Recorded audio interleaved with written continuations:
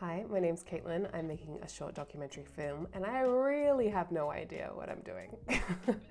So this is, I think, episode 6 of my process of learning and creating a documentary film about my upstairs neighbors, Delilah and Karen. And this past weekend, it was my first opportunity, well, not my first opportunity, but my first chosen opportunity to do some filming in their home. So it was Karen's 67th birthday party, which is a highly anticipated annual event, which I learned on the weekend when I was talking to somebody and they asked me the question, is this your first time at the party? And I was really confused. I was like, but I'm here. It's my first time at this party? What? My very black and white thinking, but it's an annual event. So people come from literally near and far to attend. And San Francisco had a massive blackout that day, and most of the city was impacted for some reason. In our little gay pocket, we weren't impacted at all, so no one had any idea that all the lights were out. And I guess people trying to come to the party had some idea, but I didn't. At least not the extent of what the blackout was. And so I collected some footage, and I say I really have no idea what I'm doing because I didn't really think about, I know I should think about lighting and the fact that there's a lot of warm lighting in that place. There's a lot of lamps.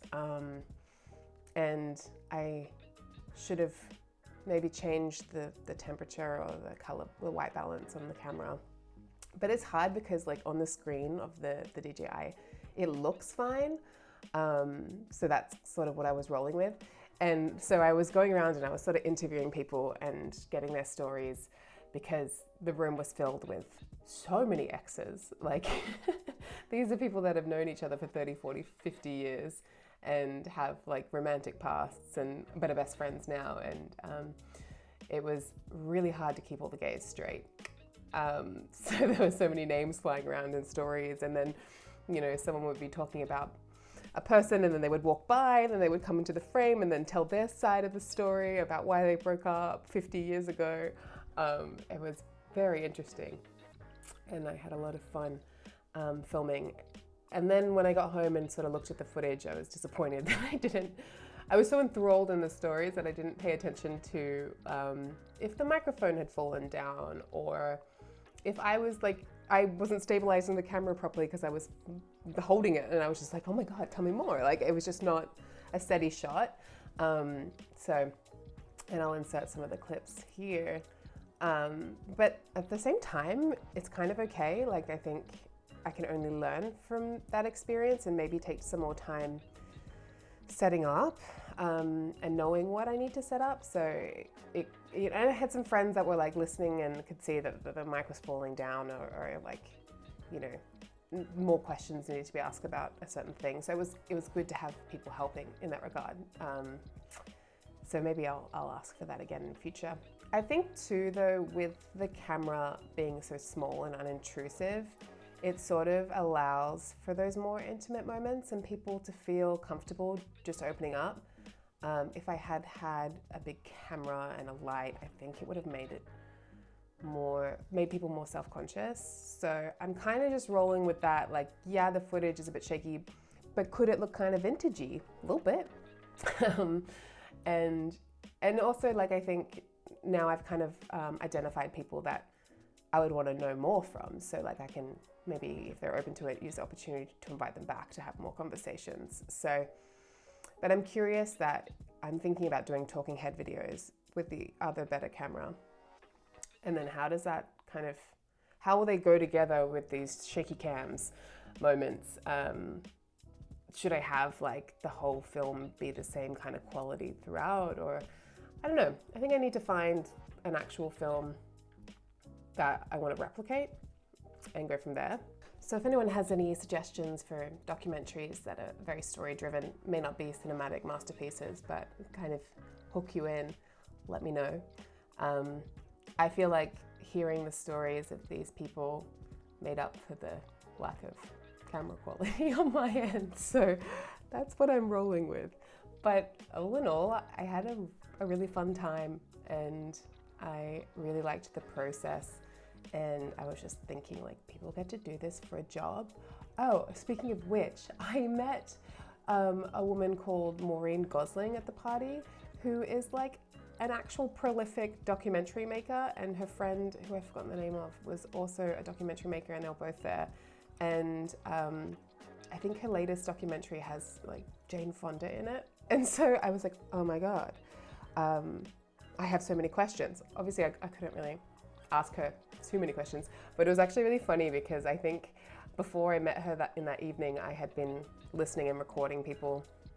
And usually I don't share too much of myself. I guess I tend to ask more questions. But I think maybe in this moment I didn't know what questions to ask Maureen.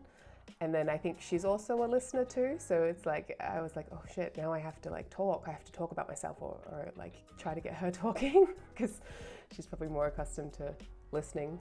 But who knows? I don't know her. But I had done some research on her prior to the party because I knew she would be there. And she's really cool and done some cool stuff. So it's really funny how many people my neighbors know. And like randomly I was in a conversation with one woman about polyamory. And she's like, oh, you know, we know the woman who wrote The Ethical Slut. And I've never read The Ethical Slut, but I've heard of it. And I was like, oh my God, like classic, you know everybody, of course.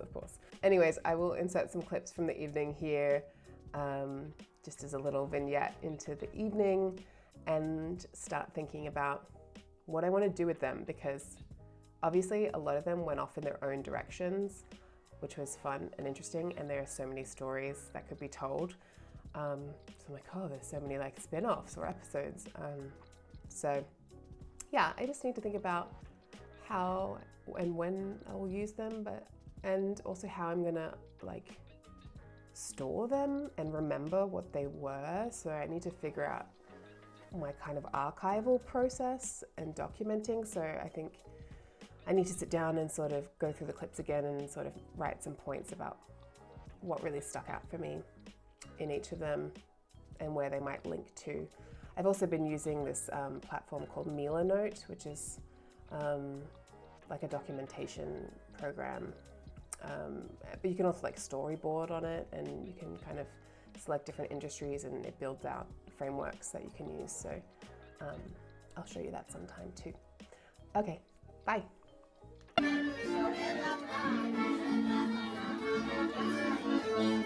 I don't want a shot of my kugel. You know what? That's a kugel over there. No shots of my kugel.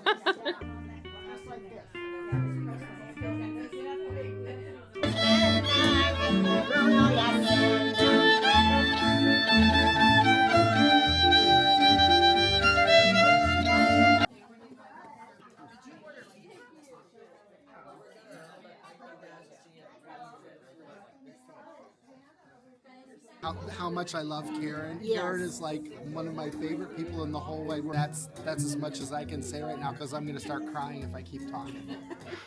I often joke that I'm a gay man of lesbian heritage or lesbian culture, because I feel like I have a lot of.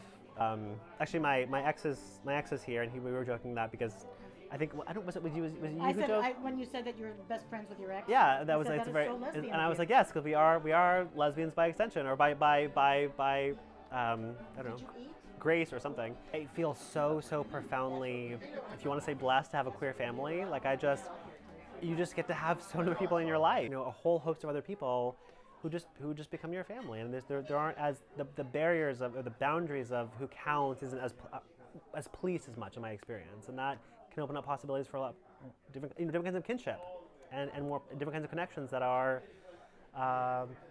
in my experience, can be really life affirming. And so that's been lovely. This is all edible.